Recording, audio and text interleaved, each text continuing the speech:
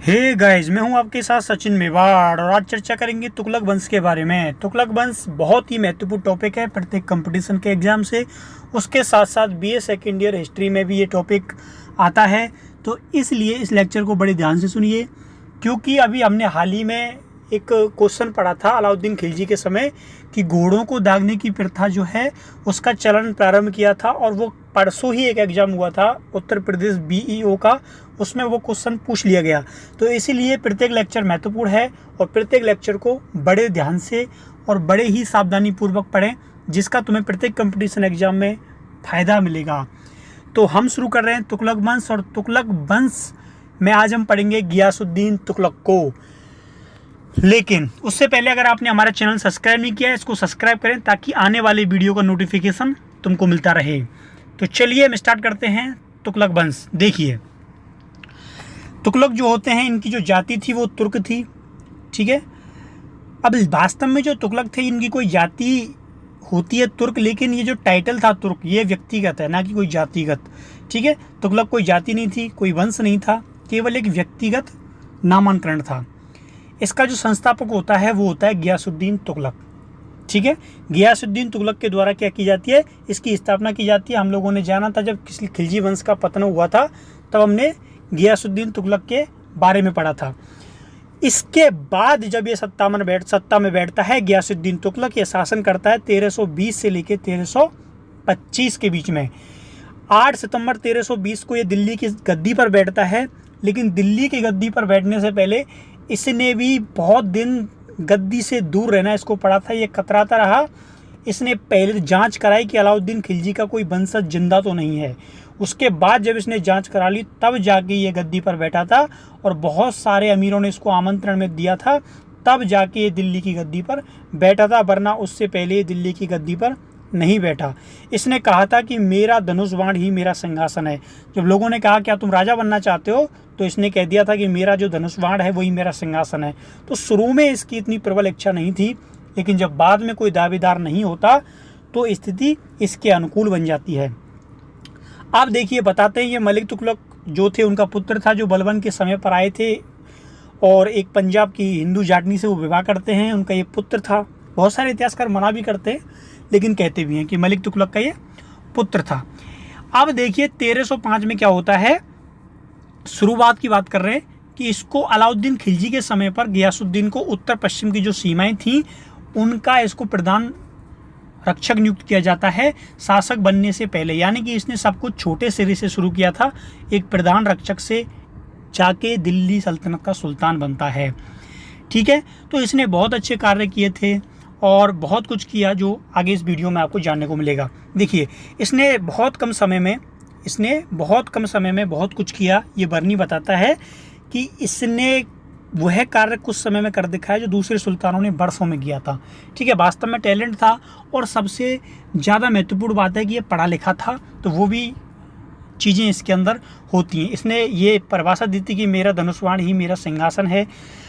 इसके बाद इसने जो किया था, इसने संगीत पर बैन लगा दिया, ठीक है। ये बात याद रखनी है, इसने संगीत को बैन कर दिया। इसको बिल्कुल पसंद नहीं था कि कोई जो राज दरबार है उसमें डांस हॉल, नृतक नाचें, ये गाने वाने चलते रहें।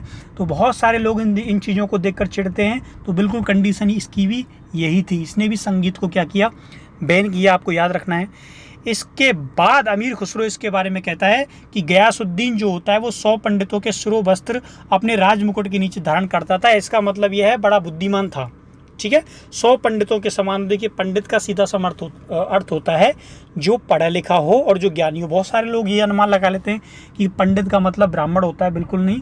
पंडित का अर्थ होता है जो भी पढ़ा लिखा है, ज्ञानी है और बुद्धि में प्रवीण है, वही पंडित है।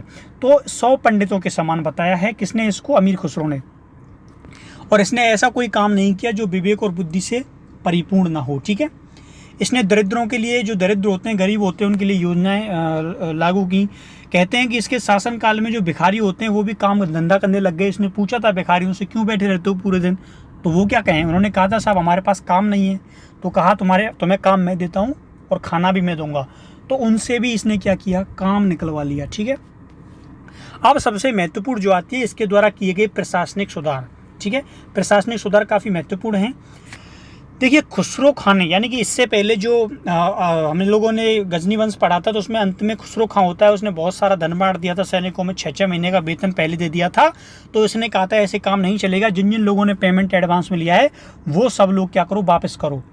ठीक है, सबने वापस कर दिया था, लेकिन एक थे कौन, शेख औलिया, उन्होंने वापस करने से इनकार कर दिया। उन्होंने बताया कि मैंने जो पैसा है वो गरीबों में बांट दिया है, इसलिए मेरे पास क्या नहीं है, पैसा नहीं है। इसलिए इन दोनों में टकरार हो जाती है और दोनों में क्या हो जाती है, अनबन हो जाती है। एक दूसरे के यहाँ आना बंद कर देते हैं और बात करना बंद कर देते हैं शेख औलिया और गयासुद्दीन। ठीक है, दूसरा क्या होता है, इसने जो शारीरिक दंड होते हैं वो देने बंद कर दिए, शारीरिक यातना देना बंद कर दिया कि लोगों को मारना पीटना नहीं है, प्यार से ही काम चलाना है। लेकिन भ्रष्टाचारी जो होते हैं उन पर तुम लोग उन्हें दंड दे सकते हो, कठोर उनके साथ मारपीट कर सकते हो। तो ये इनका दूसरा प्रशासनिक महत्वपूर्ण बदलाव था। तीसरा इन्होंने जो किया था, शराब जो होती है, आप लोग सभी जानते हैं, दारू जो होती है उसकी बिक्री पर क्या लगा दिया, प्रतिबंध लगा दिया। जुआ खेलते हैं जो नशेड़ी लोग थे, उनके ये खेलने पर प्रतिबंध लगा देता है, दारू पीने पर प्रतिबंध लगा देता है। तो ये भी इसका महत्वपूर्ण एक क्या था, सुधार था। ये चीज़ तुमको मुँह ज़बानी याद होनी चाहिए, इनको कॉपी में लिखने से या फिर लिख के रखने से कोई मतलब नहीं है, ये सारी चीज़ें मुँह ज़बानी याद हो। देखिए सबसे महत्वपूर्ण जो नेक्स्ट काम किया था वो था इसका डाक व्यवस्था। डाक व्यवस्था में इसने प्रशासनिक सुधार किया था। प्रत्येक 2/3 यानी कि आप लोग लगा लीजिए 2 मील और कुछ 2.5 मील के आसपास प्रत्येक जगह पर पोस्ट ऑफिस स्थापित कर दी इसने। वहाँ पर डाकिए की एक व्यवस्था की गई। वहाँ पर एक घोड़े वाला होता था जो नेक्स्ट चौकी वाला उसको जाके पहुँचाता पोस्ट, वो फिर अगली चौकी पर पहुँचा देता था। तो इसने बहुत अच्छी जो डाक व्यवस्था है वो क्या की थी, लागू की थी। इसके बाद इसकी जो डाक व्यवस्था है वो सबसे उन्नत मानी जाती है और डाक व्यवस्था को संगठित करने का श्रेय भी इसी को दिया जाता है। ठीक है, तो देखिए अब आर्थिक सुधार देखिए। आर्थिक सुधार जो है ये कौन कौन से आर्थिक महत्वपूर्ण सुधार इसके द्वारा किए जाते हैं। देखिए इसने रस्मो मियान की जो नीति है ये अपनाई थी। अब आप लोगों का दिमाग चकरा गया होगा कि ये रस्मो मियान की नीति क्या होती है। ये होती है मध्यस्थता की नीति। ठीक है, मध्यस्थता की नीति मतलब ऐसा कार्य करो कि जिससे ना तो किसी को ज़्यादा परेशानी हो और ना ही कोई ज़्यादा उस पर लाचारी बन जाए कि भाई कानूनी नहीं है, हम तो अपनी मन की करेंगे। यानी कि इसने कहा था कि किसी से अगर पैसा निकालना है तो उसको ज़्यादा मारपीट मत करो कि उसका व्यय ही ख़त्म हो जाए, और ना उसको इतना खुला छूट दो कि वो कानून मानने से मना कर दे। इसने ये बातें कही थी कृषकों के संबंध में, कृषकों को इतना धनवान मत बनने दो कि वो पैसे वाले हो जाएं और विद्रोह कर दें राज्य के विरुद्ध, और ना ही इतने निर्धन होने दो कि वो लोग कृषि छोड़कर भाग जाएं। ठीक है, उनको मिडिल में रखना है, मध्य में रखना है, ये बात इन्होंने बोली थी। इसके बाद जो हुआ था वो देखिए आगे क्या होता है। लगान के रूप में 1/5 भाग वसूलता था। अब सीधा सा मैं तुमको उदाहरण दूं, अगर आपके पास 1 बीघा ज़मीन है और उसमें 5 बोरी अनाज होता है तो 1 बोरी जो है ये टैक्स के रूप में ले लेता था। ठीक है, 1/5।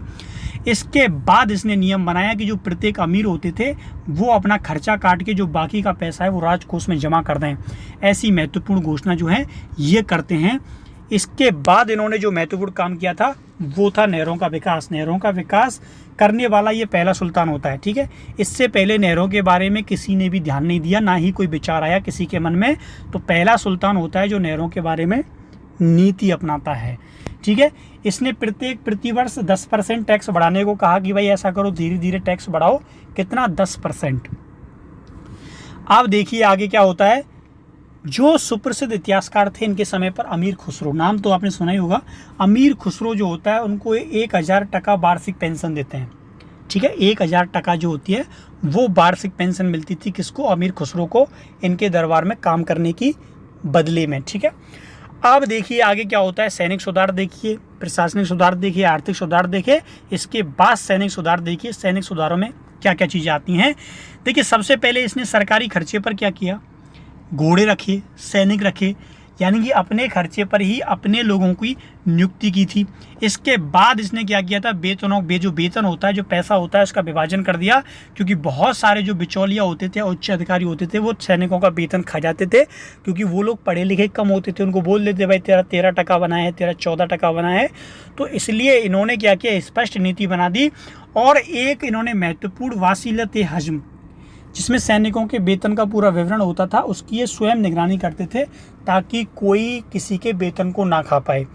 इन्होंने कहा था कि अगर कोई किसी के वेतन को खाता है और वो पैसा बचा भी लेता है तो उससे अच्छी ज़िंदगी क्या है, इस उससे बुरी ज़िंदगी से अच्छा है कि तुम लोग कोई भी काम कर लो लेकिन किसी के पैसे मत खाओ। तो ये बात इन्होंने बोली थी अपने जो नीचे के अधिकारी थे। अब बात हम करते हैं देखिए विजय अभियानों के बारे में। इनके विजय अभियानों को जानते हैं कि कौन कौन से विजय अभियान इनके द्वारा किए जाते हैं। देखिए सबसे पहले आता है बारंगल का विजय अभियान।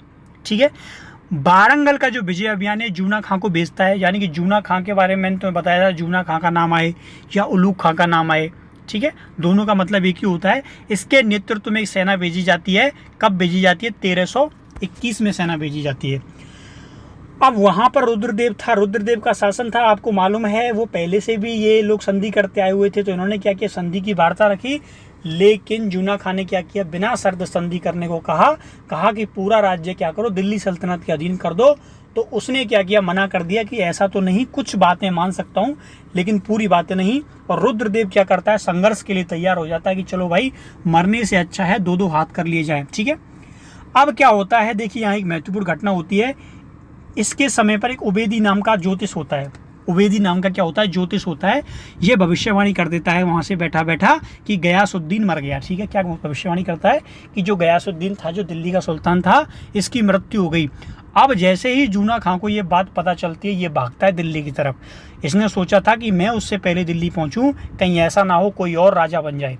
ठीक है, तो ये बीच में ही अभियान को छोड़कर कहाँ भागता है, दिल्ली भाग जाता है। और जो अभियान है वो क्या होता है, असफल हो जाता है।